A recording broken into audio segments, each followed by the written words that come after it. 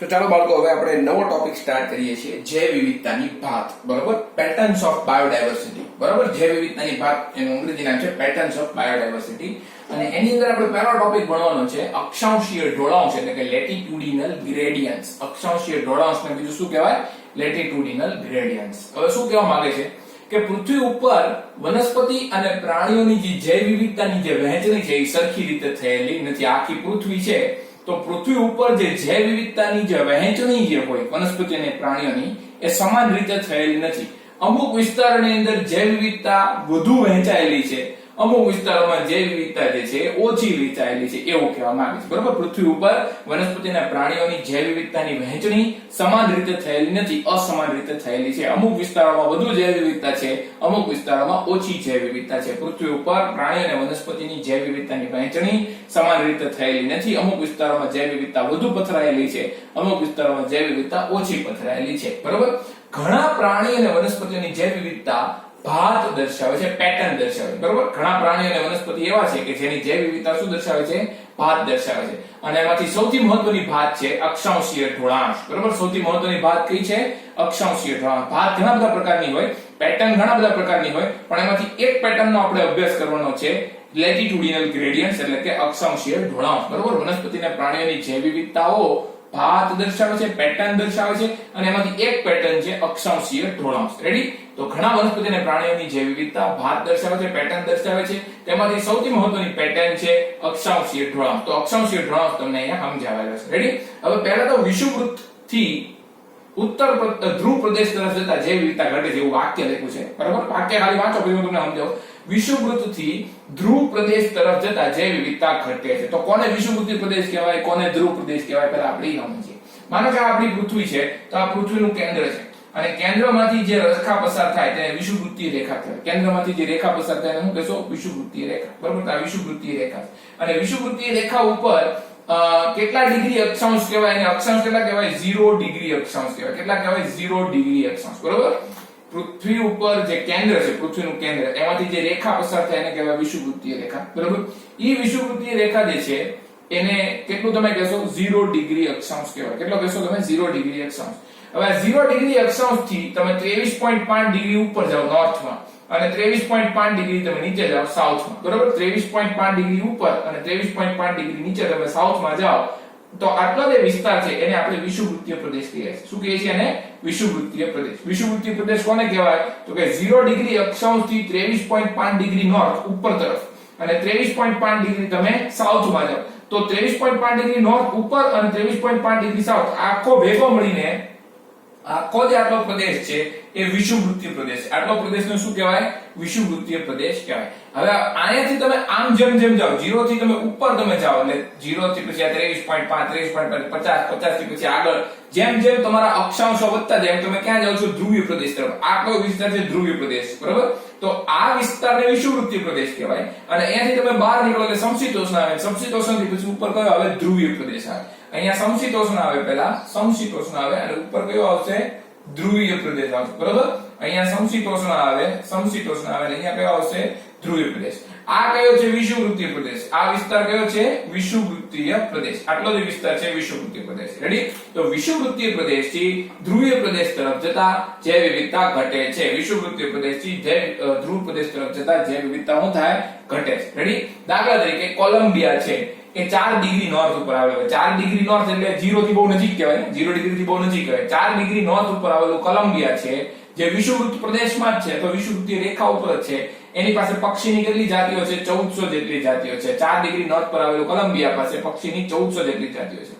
New York જે 41 degree north ઉપર આવેલું છે એની પાસે પક્ષીની 105 જેટલી જાતિઓ છે ન્યુયોર્ક કોલંબિયા કરતા ઉપર હશે 4 ડિગ્રી ને 41 ડિગ્રીમાં ફેર પડે ને તો ન્યુયોર્ક 41 ડિગ્રી નોર્થ પર આવેલું છે એની પાસે પક્ષીની 105 જાતિઓ છે ગ્રીનલેન્ડ જે 71 ડિગ્રી નોર્થ ઉપર આવેલું છે તેની પાસે પક્ષીની 56 જાતિઓ છે તો જેમ જેમ તમારા અક્ષાંશ વધતા જશે જેમ જેમ અક્ષાંશ વધતા જાય એમ એમ જૈવ વિવિધતા શું થતી જાય છે? ઘટતી જાય છે. જેમ જેમ અક્ષાંશ વધતા જાય એમ એમ જૈવ વિવિધતા ઘટતી જાય. આમ અક્ષાંશ વધે એનો મતલબ એમ કે તમે વિષુવવૃત્તીય પ્રદેશથી દૂર જતા જાવ છો અને ધ્રુવ પ્રદેશ તરફ તમે જતા જાવ છો. બરોબર? કોલંબિયા 4 ડિગ્રી નોર્થ ઉપર એટલે કે વિષુવવૃત્તીય પ્રદેશ ઉપર આવેલો છે. એમાં પક્ષીની 1400 જાતિઓ છે. ન્યુયોર્ક એ 41 ડિગ્રી નોર્થ ઉપર છે, પક્ષીની 105 જાતિઓ છે. ગ્રીનલેન્ડ એ 71 ડિગ્રી નોર્થ ઉપર છે, એની પાસે પક્ષીની 56 જેટલી જાતિઓ છે. ભારત જે છે એના મોટા ભાગના પ્રદેશો વિષુવવૃત્તીય પ્રદેશની અંદર આવે છે. ભારતના મોટા ભાગના પ્રદેશો કોની અંદર આવે છે? વિષુવવૃત્તીય પ્રદેશની અંદર.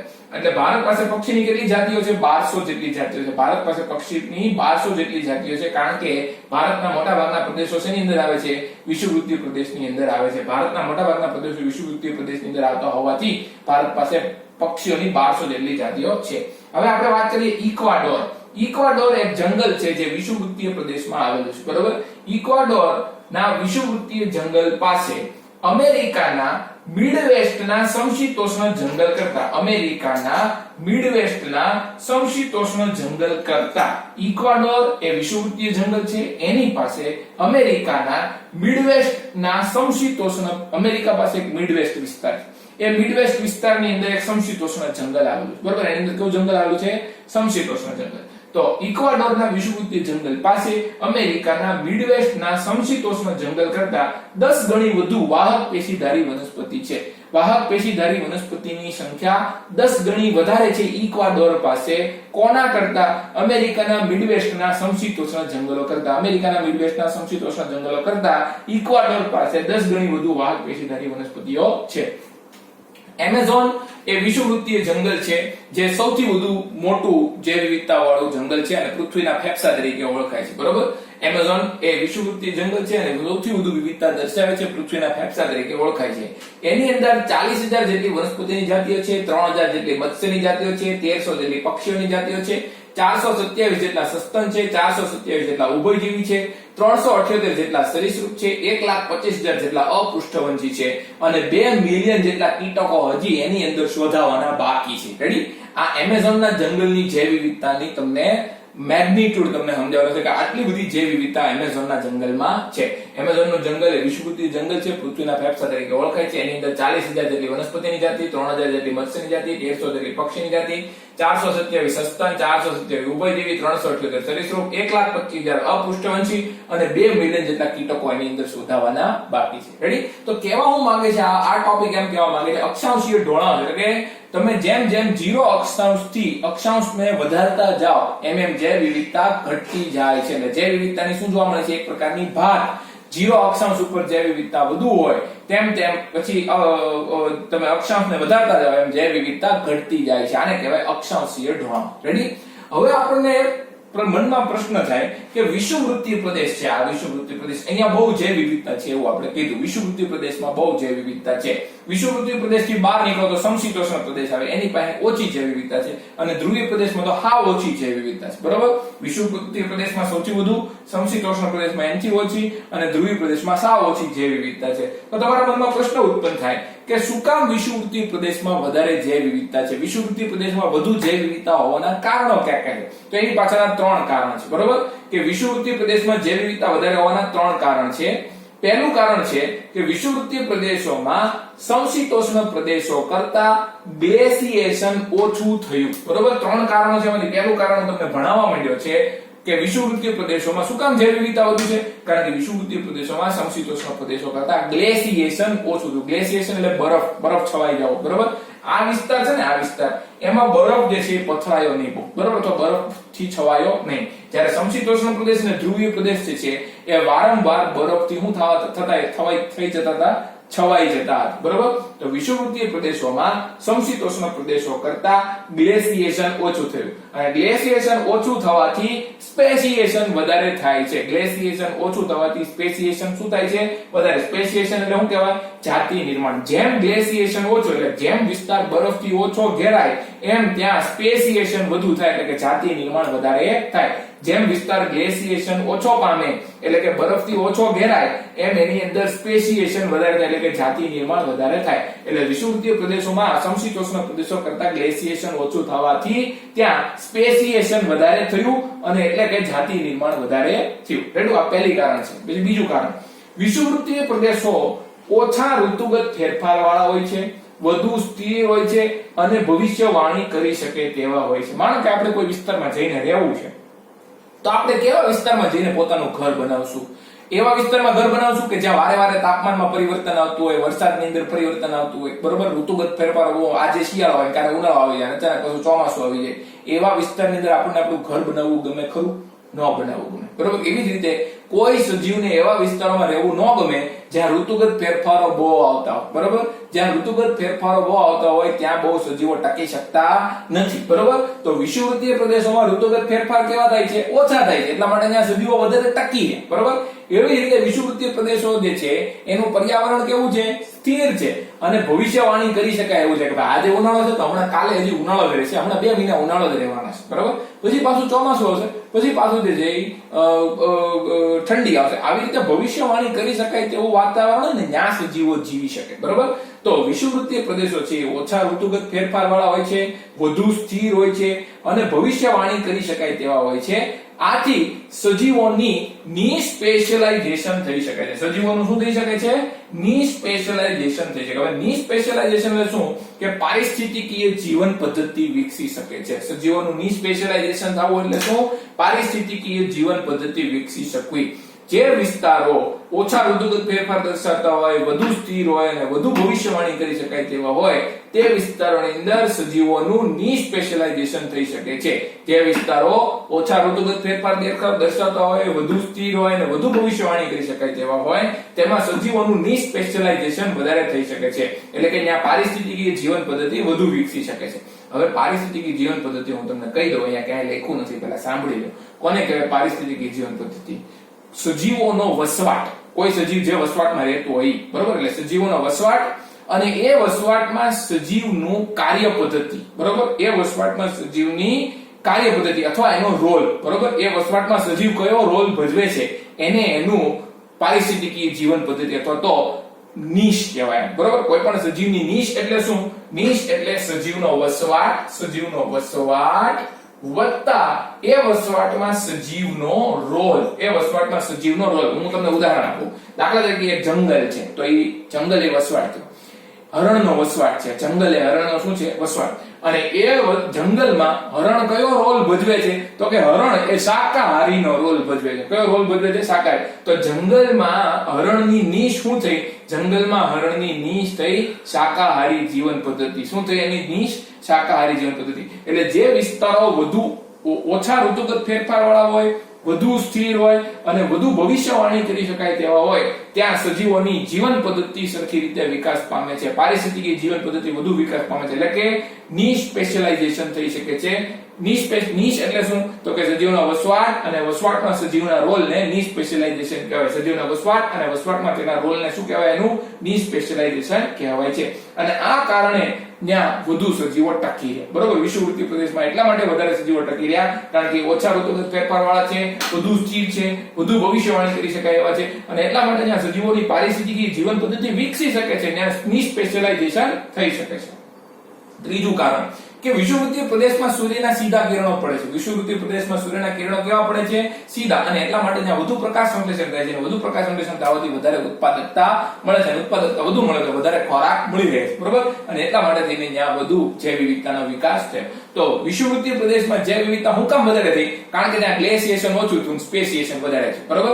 એ ઓછા ઋતુગત ફેરફાર વાળા છે, વધુ સ્થિર છે, વધુ ભવિષ્યવાણી કરી શકાય તેવા છે અને એટલા માટે ત્યાં વધુ નિસ્પેશિયલાઇઝેશન થાય છે અને ત્યાં સૂર્યના કિરણો સીધા પડે છે એટલા માટે વધુ ઉત્પાદકતા હોય છે, વધુ પ્રકાશ સંશ્લેષણ થાય છે. આથી આ ત્રણ કારણોને લીધે વિષુવવૃત્તીય પ્રદેશોમાં જૈવ વિવિધતા વધારે જોવા મળે છે. 0 ડિગ્રી અક્ષાંશ ઉપર જૈવ વિવિધતા વધારે હોય, 0 ડિગ્રી થી ઉપર તમે જેમ જેમ જતા જાઓ તેમ જૈવ વિવિધતામાં ઘટાડો થાય છે. વિષુવવૃત્તીય પ્રદેશમાંથી ધ્રુવીય પ્રદેશ તરફ જતા જૈવ વિવિધતાની અંદર ઘટાડો જોવા મળે છે. કોલંબિયા જે 4 ડિગ્રી નોર્થ ઉપર છે એની પાસે 1400 પક્ષી છે. ન્યુયોર્ક જે 41 ડિગ્રી નોર્થ ઉપર છે તેની ઉપર 105 પક્ષી છે.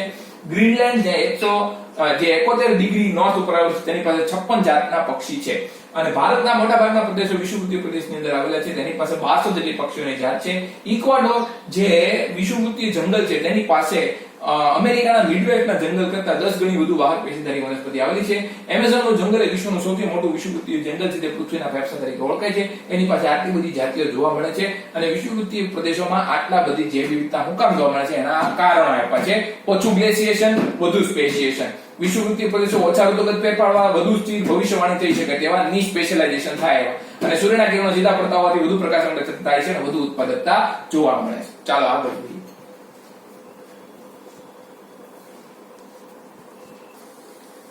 તો ચાલો બાળકો આપણે જાતિ વિવિધતાની ભાત ભણીએ છીએ અને જાતિ વિવિધતાની ભાતની અંદર આપણે અક્ષાંશીય ઢોળાંશ નામનો એક ટોપિક જોઈ લીધો છે, બરોબર. હવે આપણે બીજો ટોપિક જોવો છે જાતિ વિસ્તાર સંબંધો, જેને સ્પીસીસ એરિયા રિલેશનશિપ કહેવાય. જાતિ વિસ્તાર સંબંધોનું બીજું નામ શું છે? Species area relationship. હવે આ જાતિ વિસ્તાર સંબંધો કોણે સમજાવ્યા? તો કે જર્મન નેચરલિસ્ટ અને જીઓગ્રાફર. જર્મન નેચરલિસ્ટ અને જીઓગ્રાફર એક હતો એલેક્ઝાન્ડર વોન હમ્બોલ્ટ, બરોબર. એલેક્ઝાન્ડર વોન હમ્બોલ્ટ એક જર્મન નેચરલિસ્ટ હતો, જર્મનીનો નેચરલિસ્ટ એટલે કે કુદરતી શાસ્ત્રી, બરોબર, અને જીઓગ્રાફર એટલે કે ભૂગોળ શાસ્ત્રી, બે હતો એ. તો એલેક્ઝાન્ડર વોન હમ્બોલ્ટ એ જર્મનીનો નેચરલિસ્ટ અને જીઓગ્રાફર હતો અને એ સાઉથ અમેરિકાના જંગલોની અંદર ફરવા ગયો હતો. સાઉથ અમેરિકાના જંગલોની અંદર એ અવલોકન કરવા ગયો હતો, ત્યાં ફરવા ગયો હતો અને ત્યાં જઈને એને અવલોકન કર્યું. શું અવલોકન કર્યું? કે અવલોકનનો વિસ્તાર જેમ જેમ વધારતા જઈએ તેમ તેમ જાતિ વિવિધતા વધે છે. અવલોકનનો વિસ્તાર જેમ જેમ વધારતા જઈએ તેમ તેમ જાતિ વિવિધતા વધે છે, પણ એક હદ સુધી જ, બરોબર. અવલોકનનો વિસ્તાર શરૂઆતમાં તમે જેમ જેમ વધારતા જાઓ તેમ તેમ જાતિ વિવિધતામાં વધારો થાય છે, પણ આ જાતિ વિવિધતામાં વધારો એક હદ સુધી જ થાય છે, બરોબર. પછી અવલોકનનું ક્ષેત્ર બહુ મોટું કરી દઈએ તો પાછી જાતિ વિવિધતાનો ઘટાડો થાય છે. જાતિ વિવિધતામાં શું જોવા મળે છે? ઘટાડો જોવા મળે છે, બરોબર. એલેક્ઝાન્ડર વોન હમ્બોલ્ટે અવલોકન કર્યું કે શરૂઆતમાં જેમ જેમ અવલોકનનો વિસ્તાર વધારતા જઈએ તેમ તેમ જાતિ વિવિધતા વધે છે, પણ એક હદ સુધી જ જાતિ વિવિધતા વધશે, બરોબર. અવલોકનનું ક્ષેત્ર તમે બહુ મોટું કરી દો તો પાછી જાતિ વિવિધતામાં શું જોવા મળે છે? ઘટાડો જોવા મળે છે. એલેક્ઝાન્ડર વોન હમ્બોલ્ટે કીધું કે શરૂઆતમાં જેમ જેમ અવલોકનનો વિસ્તાર વધારતા જઈએ તેમ તેમ જાતિ વિવિધતા વધે છે, પણ તે એક હદ સુધી જ જાતિ વિવિધતામાં વધારો જોવા મળે છે. અવલોકનનું ક્ષેત્ર જ્યારે બહુ મોટું કરી નાખીએ ત્યારે જાતિ વિવિધતાની અંદર ઘટાડો જોવા મળે છે, બરોબર. અને હકીકતમાં પછી આગળ કહે છે કે હકીકતમાં જાતિ પ્રચુરતા અને વિસ્તારનો તમે જ્યારે આલેખ દોરો, વિસ્તાર અને જાતિ પ્રચુરતાને y અક્ષ ઉપર લ્યો અને વિસ્તારને તમે x અક્ષ ઉપર લ્યો, તો જાતિ પ્રચુરતા વિરુદ્ધ વિસ્તારનો તમે જ્યારે આલેખ દોરો તો મોટા ભાગના ટેક્સોનોમિક સમૂહો માટે એ રેક્ટેન્ગ્યુલર હાઇપરબોલા જેવો આલેખ બને છે. એ આલેખ કેવો બને છે? રેક્ટેન્ગ્યુલર હાઇપરબોલા આલેખ બને છે. જ્યારે જાતિ પ્રચુરતા વિરુદ્ધમાં વિસ્તારનો આલેખ દોરીએ ત્યારે, જાતિ પ્રચુરતા વિરુદ્ધમાં વિસ્તારનો આલેખ દોરીએ ત્યારે એ આલેખ કેવો બની જાય છે? રેક્ટેન્ગ્યુલર હાઇપરબોલા આલેખ બને છે. આલેખ કેવો બની જાય છે? રેક્ટેન્ગ્યુલર હાઇપરબોલા, બરોબર. આવું કોણ કહે છે? Alexander von Humboldt. Alexander von Humboldt એમ કહે છે કે તમે જેમ જેમ અવલોકનનું ક્ષેત્ર મોટું કરતા જાઓ એમ શરૂઆતમાં જાતિ વિવિધતા વધશે, પણ એક હદ સુધી જ વધશે. પછી અવલોકનનું ક્ષેત્ર બહુ મોટું થઈ જાય ત્યારે જાતિ વિવિધતામાં તાત્કાલિક ઘટાડો થાય અને તમારો આલેખ કેવો બની જશે? રેક્ટેન્ગ્યુલર હાઇપરબોલા એટલે કે અતિવલય આલેખ બની જશે. જો અહીંયા તમે x અક્ષ ઉપર વિસ્તાર લીધો છે અને y અક્ષ ઉપર તમે જાતિ પ્રચુરતા લીધી છે, બરોબર.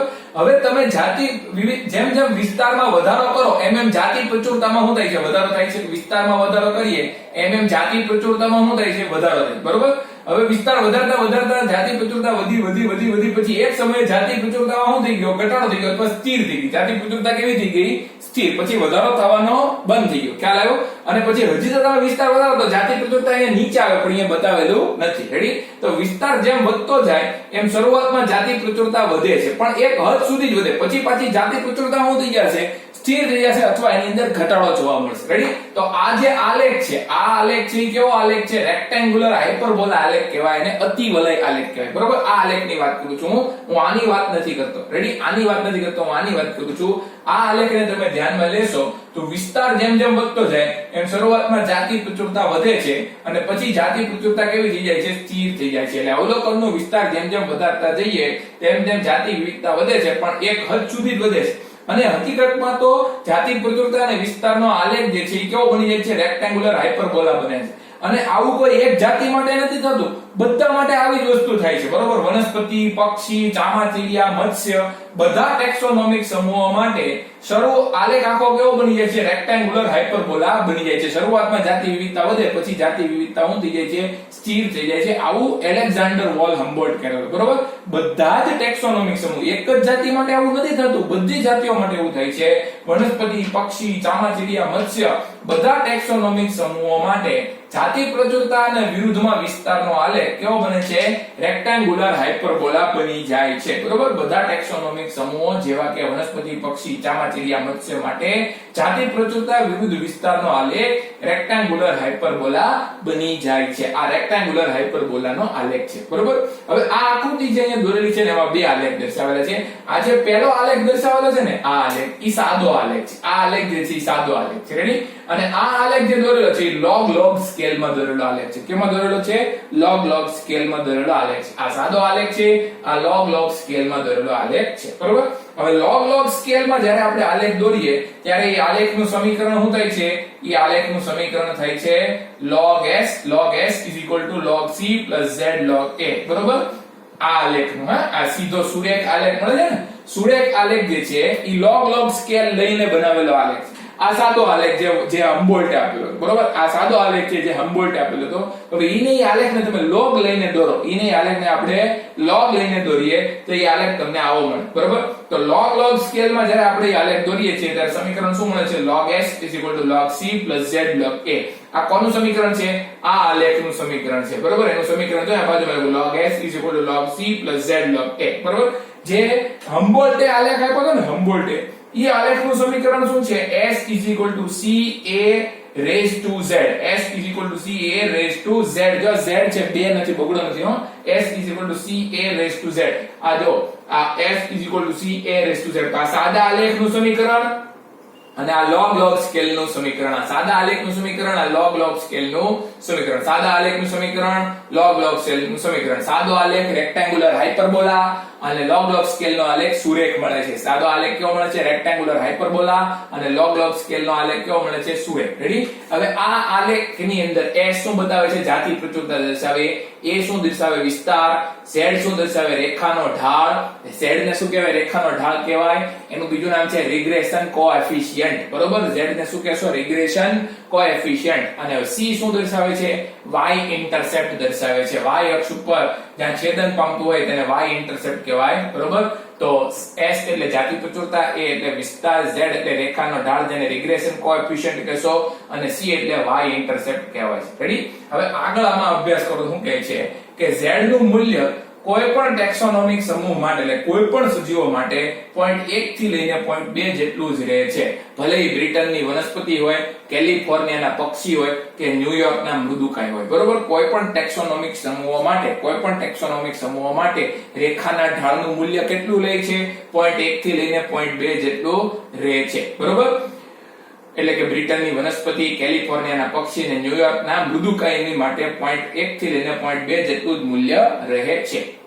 પણ જો તમે જાતિ વિસ્તાર સંબંધોનો અભ્યાસ મોટા ક્ષેત્રમાં કરો, આ તો નાના વિસ્તાર છે ને, બ્રિટનની ખાલી વનસ્પતિને તમે ગણો તો એ તો નાનો વિસ્તાર છે. કેલિફોર્નિયાના પક્ષીઓનો તમે ખાલી અવલોકન કરો તો એ નાનો વિસ્તાર છે.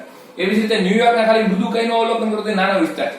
પણ આપણે આખા જુદા જુદા દેશોનો આપણે જાતિ વિસ્તાર સંબંધોનો અભ્યાસ કરીએ, જુદા જુદા ખંડોના જાતિ વિસ્તારનો આપણે અભ્યાસ કરીએ, એટલે કે જો આપણે જાતિ વિસ્તાર સંબંધોનો અભ્યાસ બહુ મોટા ક્ષેત્રમાં કરીએ, એટલે કે જુદા જુદા દેશો અને જુદા જુદા ખંડો વચ્ચે જાતિ વિસ્તાર સંબંધોનો અભ્યાસ કરીએ. અહીંયા જે તમે અભ્યાસ કર્યો હતો ને, બ્રિટનની વનસ્પતિ, કેલિફોર્નિયાના પક્ષી ને ન્યુયોર્કના મૃદુકાય, એ તો નાના વિસ્તારમાં તમે અભ્યાસ કરો છો. બરોબર? ત્યાં રેખાના ઢાળનું મૂલ્ય કેટલું મળે છે? 0.1 થી 0.2 જેટલું જ મળે છે. બરોબર? બ્રિટનની વનસ્પતિ એ નાના ક્ષેત્રમાં અવલોકેલી છે. કેલિફોર્નિયાના પક્ષી નાના ક્ષેત્રમાં અવલોકેલા છે અને ન્યુયોર્કના મૃદુકાય નાના ક્ષેત્રમાં તમે અવલોકેલા છે. એના માટે રેખાના ઢાળનું મૂલ્ય કેટલું મળે છે? 0.1 થી લઈને 0.2 જેટલું. પણ જો તમે બહુ મોટા ક્ષેત્રોની અંદર જાતિ વિસ્તાર સંબંધોનો અભ્યાસ કરો, બહુ મોટા ક્ષેત્રોમાં જો તમે જાતિ વિસ્તાર સંબંધોનો અભ્યાસ કરો, દાખલા તરીકે જુદા જુદા દેશો વચ્ચે તમે જાતિ વિસ્તાર સંબંધોનો અભ્યાસ કરો, અથવા જુદા જુદા ખંડો વચ્ચે તમે જાતિ વિસ્તાર સંબંધોનો અભ્યાસ કરો, તો રેખાનો ઢાળ બહુ તીવ્ર થઈ જાય છે. રેખાનો ઢાળ બહુ તીવ્ર થઈ જાય છે. કેટલો તીવ્ર થઈ શકે છે? 0.6 થી લઈને 1.2 સુધી જઈ શકે છે. બરોબર?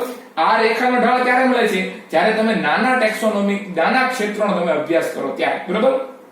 પોઈન્ટ 1 થી લઈને પોઈન્ટ 2 રેખાનો ઢાળ ક્યારે મળે? જ્યારે તમે બહુ નાના વિસ્તારમાં સજીવોનું અવલોકન કરો ત્યારે. પણ બહુ મોટા વિસ્તારમાં સજીવોનું આપણે અવલોકન કરીએ, દાખલા તરીકે જુદા જુદા દેશો વચ્ચે જાતિ વિસ્તાર સંબંધો ભણીએ, જુદા જુદા ખંડો વચ્ચે જાતિ વિસ્તાર સંબંધો તમે ભણો, ત્યારે રેખાના ઢાળનું મૂલ્ય કેટલું મળે છે? 0.6 થી લઈને 1.2 સુધીનું મળી શકે છે. બરોબર? એનું એક એક્ઝામ્પલ તમને આપ્યું. દાખલા તરીકે વિષુવવૃત્ત પ્રદેશ ઉપર જેટલા પણ ખંડો આવેલા છે, વિષુવવૃત્ત પ્રદેશ ઉપર જેટલા પણ ખંડો, ક્યાં ક્યાં ખંડો છે વિષુવવૃત્ત પ્રદેશ ઉપર? વિષુવવૃત્ત પ્રદેશ ઉપર આપણે દક્ષિણ અમેરિકા આવે, આફ્રિકા, પછી તમારે ભારત પણ આવશે, એટલે એશિયા પણ એની અંદર આવી જાય, અને ઓસ્ટ્રેલિયા પણ આવી જાય. એટલે બધાય ખંડો વિષુવવૃત્ત પ્રદેશમાં તો પડતા જ હોય. બરોબર? તો જુદા જુદા ખંડો ઉપર રહેલા, જુદા જુદા ખંડો જે વિષુવવૃત્ત પ્રદેશ પર રહેલા છે, જુદા જુદા ખંડો કે જે વિષુવવૃત્ત પ્રદેશ પર રહેલા છે, એના તમે જાતિ વિસ્તાર સંબંધોનો અભ્યાસ કરો, અને એમાં તમે કયા સજીવોને ધ્યાનમાં લ્યો છો? ફળખાવ પ્રાણીઓને તમે ધ્યાનમાં લો, એટલે કે ફ્રુગીવોરસ પક્ષી અને સસ્તનને આપણે ધ્યાનમાં લઈએ. જુદા જુદા ખંડો કે જે વિષુવવૃત્ત પ્રદેશ પર આવેલા હોય તેના ફળખાવ પ્રાણીઓ એટલે કે પક્ષી અને સસ્તનોને ધ્યાનમાં લઈને જાતિ વિસ્તાર સંબંધોનો જ્યારે અભ્યાસ કરવામાં આવે ત્યારે રેખાના ઢાળનું મૂલ્ય કેટલું મળે છે? 1.15 જેટલું મળે છે. એટલે બહુ તીવ્ર ઢાળ થયો કહેવાય. મેં તમને કીધું કે મોટા વિસ્તારોને તમે ધ્યાનમાં લઈને જ્યારે જાતિ વિસ્તાર સંબંધોનો અભ્યાસ કરવાનો પ્રયત્ન કરો ત્યારે રેખાનો ઢાળ તીવ્ર બને. નાના વિસ્તારમાં તમે જ્યારે જાતિ વિસ્તાર સંબંધો ભણો ત્યારે ઢાળ જે છે એ બહુ તીવ્ર મળતો નથી. અહીંયા તમને આ હું એક્ઝામ્પલ આપ્યું છે કે જુદા જુદા ખંડો ઉપર રહેલા, જુદા જુદા ખંડો કે જે વિષુવવૃત્ત પ્રદેશમાં રહેલા છે એના ફળખાવ પ્રાણીઓ એટલે કે ફ્રુગીવોરસનો તમે અભ્યાસ કરો તો રેખાના ઢાળનું મૂલ્ય કેટલું મળે છે? 1.15 જેટલું મળે છે. એટલે બહુ મોટો ઢાળ, તીવ્ર ઢાળ થઈ ગયો કહેવાય. રેડી? તો કહેવાનો મતલબ શું છે? જાતિ વિસ્તાર સંબંધોમાં એલેક્ઝાન્ડર વોન હમ્બોલ્ટ એમ કહે છે કે તમે જેમ જેમ અવલોકનનું ક્ષેત્ર વધારો એમ શરૂઆતમાં જાતિ વિવિધતા વધે, પણ એક હદ સુધી જાતિ વિવિધતા વધશે. પછી તમે એનો આલેખ દોરવાનો પ્રયત્ન કરશો તો આલેખ કેવો બની જશે? રેક્ટેંગ્યુલર હાઇપરબોલા બની જશે. ભલે કોઈ પણ ટેક્સોનોમિક સમૂહ હોય, એ વનસ્પતિ હોય, પક્ષી હોય, ચામાચીડિયા હોય કે મત્સ્ય હોય. બરોબર? હવે ઈ જ આલેખ જે છે, જે રેક્ટેંગ્યુલર હાઇપરબોલા જે સાદો આલેખ છે, એને તમે લોગ સ્કેલમાં દોરો તો એ આલેખ કેવો થઈ જશે? સુરેખ થઈ જાય છે. બરોબર? લોગ સ્કેલમાં સમીકરણ શું છે? log s log c z log a. અને સાદા આલેખનું સમીકરણ શું છે? s c a raised to z. બરોબર? જ્યાં s શું દર્શાવે છે? જાતિ પ્રચુરતા દર્શાવે, a જે છે વિસ્તાર દર્શાવે, z જે છે રેખાનો ઢાળ દર્શાવે, જેને રિગ્રેશન કોએફિશિયન્ટ કહેવાય, અને c જે છે y ઇન્ટરસેપ્ટ દર્શાવે છે. z નું મૂલ્ય જ્યારે નાના વિસ્તારમાં તમે અવલોકન કરતા હો ત્યારે કોઈ પણ ટેક્સોનોમિક સમૂહો માટે 0.1 થી લઈને 0.2 જેટલું રહે છે. દાખલા તરીકે બ્રિટનની વનસ્પતિ હોય, કેલિફોર્નિયાના પક્ષી હોય કે ન્યુયોર્કના મૃદુકાય. પણ જ્યારે મોટા વિસ્તારની અંદર, દાખલા તરીકે બે દેશોની વચ્ચે અથવા તો જુદા જુદા ખંડોની વચ્ચે જ્યારે જાતિ વિસ્તાર સંબંધોનો અભ્યાસ કરવામાં આવે છે ત્યારે રેખાનો ઢાળ તીવ્ર મળે છે, એટલે કે 0.6 થી લઈને 1.2 સુધી મળી શકે છે. દાખલા તરીકે વિષુવવૃત્ત પર રહેલા જુદા જુદા ખંડોના ફ્રુગીવોરસ પ્રાણીઓના આપણે જ્યારે જાતિ વિસ્તાર સંબંધોનો અભ્યાસ કરીએ ત્યારે રેખાના ઢાળનું મૂલ્ય આપણને 1.15 જેટલું મળી શકે છે. અને જાતિ વિસ્તાર સંબંધો એલેક્ઝાન્ડર વોન હમ્બોલ્ટ દ્વારા સમજાવવામાં આવ્યા હતા, જે જર્મનનો એક નેચરલિસ્ટ છે અને જીઓગ્રાફર છે. અને દક્ષિણ અમેરિકામાં જ્યારે અવલોકન કરવા ગયો હતો, જંગલોમાં ફરતો હતો, ત્યારે એને જાતિ વિસ્તાર સંબંધોની સંકલ્પના આપી. રેડી? તો આ તમારો ટોપિક થઈ ગયો જાતિ વિસ્તાર સંબંધોનો ટોપિક પૂરો. ઓકે, ચાલો.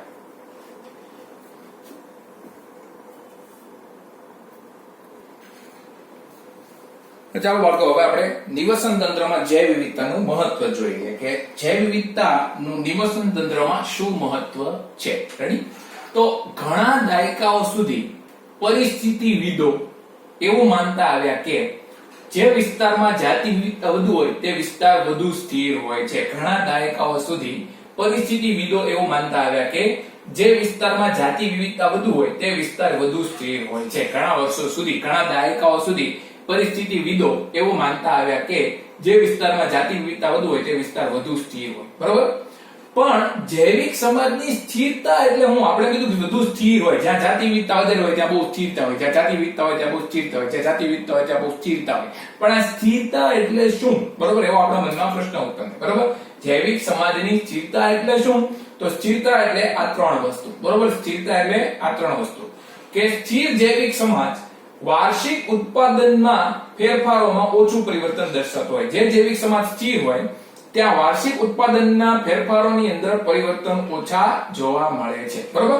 અથવા વાર્ષિક ઉત્પાદનની અંદર ઓછા ફેરફારો જોવા મળે, એમ તમે કહો તો વાર્ષિક ઉત્પાદનમાં ઓછા પરિવર્તન જોવા મળે. આ ફેરફારો કાઢી નાખો, બરોબર? વાર્ષિક ઉત્પાદનોમાં ઓછા પરિવર્તનો જોવા મળતા હોય. જે જૈવિક સમાજ સ્થિર હોય ત્યાં વાર્ષિક ઉત્પાદનમાં ઓછું પરિવર્તન જોવા મળતું હોય. બીજું, જે જૈવિક સમાજ સ્થિર હોય તે કુદરતી અને માનવ નિર્મિત અડચણો સામે વધુ પ્રતિરોધી હોય છે. જે જૈવિક સમાજ સ્થિર હોય તે કુદરતી અને માનવ નિર્મિત અડચણો પ્રત્યે બહુ પ્રતિરોધી હોય. માનો કે કોઈ જૈવિક સમાજ સ્થિર હોય, કોઈ જંગલ છે એ સ્થિર છે એમ કહીએ, તો ત્યાં તોફાન, વાવાઝોડા એની બહુ હાનિકારક અસર ઓછી થાય, બરોબર?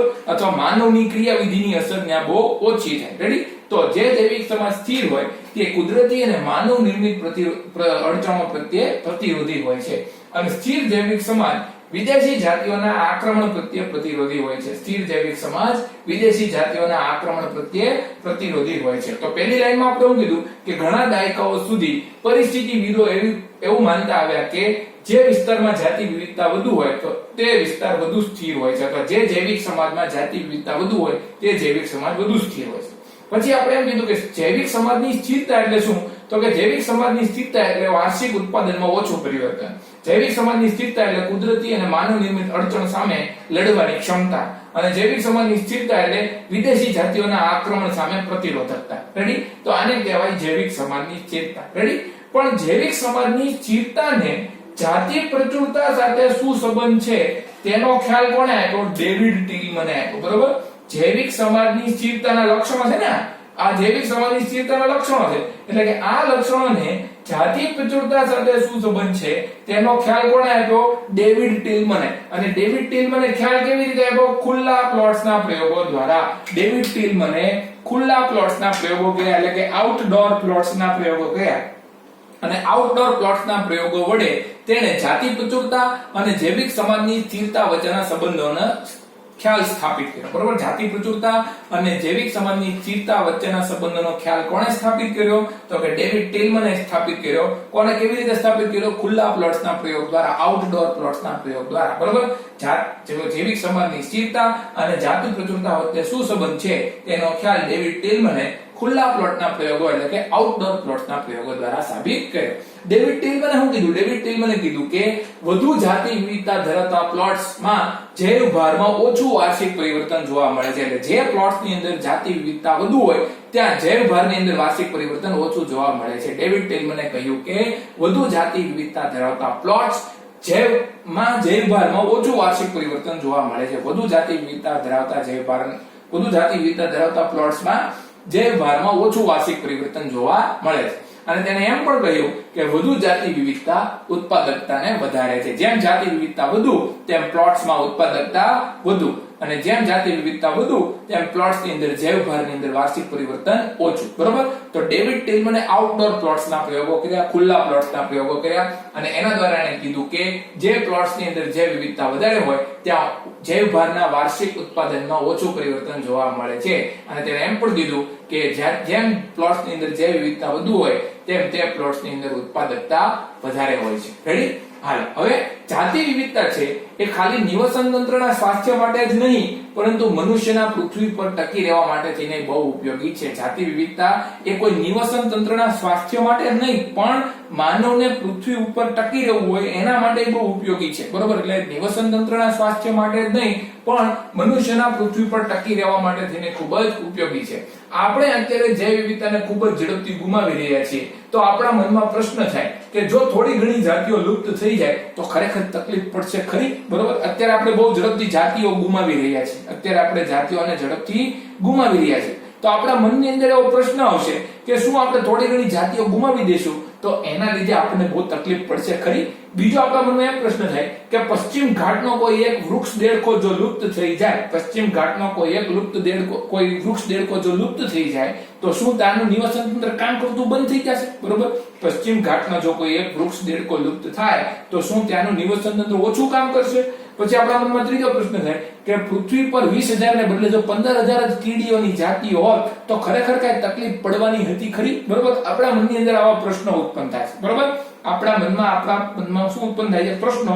શું કામ? કારણ કે અત્યારે આપણે સજીવોને ગુમાવી રહ્યા છીએ, બરોબર? જૈવ વિવિધતાને ગુમાવી રહ્યા છીએ. તો જૈવ વિવિધતાને ગુમાવી રહ્યા છીએ ત્યારે આપણા મનની અંદર પ્રશ્ન ઉત્પન્ન થાય કે શું આપણે આટલા બધા સજીવોને ગુમાવી દઈએ તો કોઈ તકલીફ પડશે? જો આપણે પશ્ચિમ ઘાટમાંથી એક વૃક્ષ દેડકોને ગુમાવી દઈએ તો એનું નિવસન તંત્ર ઓછું કાર્ય કરશે?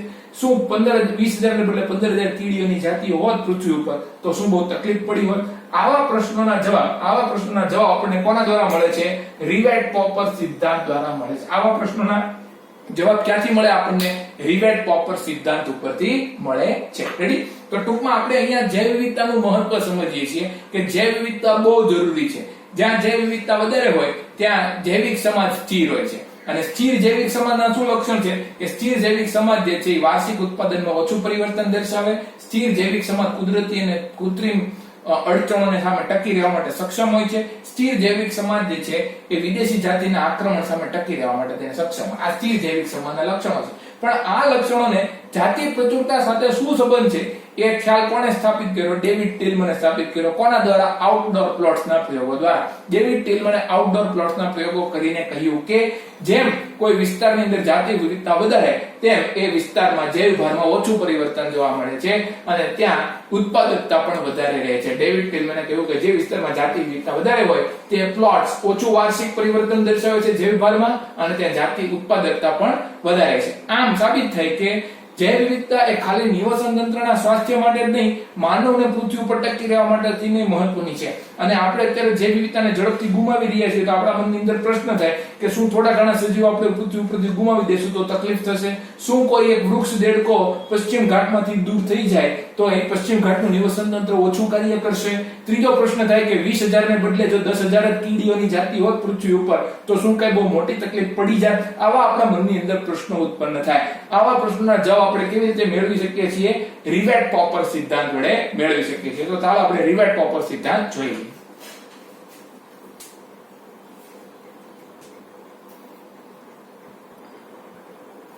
તો ચાલો બાળકો આપણે છેલ્લો પોઈન્ટ ભણી લઈએ કે આપણે ભણીએ છીએ શું? આપણે એમ કહીએ છીએ કે નિવસન તંત્રમાં જાતિ વિવિધતાનું મહત્વ શું છે? નિવસન તંત્રમાં જાતિ વિવિધતાનું મહત્વ શું છે એ આપણે ભણીએ છીએ અને સમજવા માટે થઈને આપણે એક રિવેટ પોપર સિદ્ધાંતનું ઉદાહરણ લઈએ છીએ. બરોબર? રિવેટ પોપર સિદ્ધાંત એ નિવસન તંત્રમાં જાતિઓનું મહત્વ સમજાવે છે. તો નિવસન તંત્રમાં જૈવ વિવિધતાનું મહત્વ સમજાવે. બરોબર? નિવસન તંત્રમાં જૈવ વિવિધતાનું શું મહત્વ છે એ તમને રિવેટ પોપર સિદ્ધાંત ઉપરથી ખબર પડે.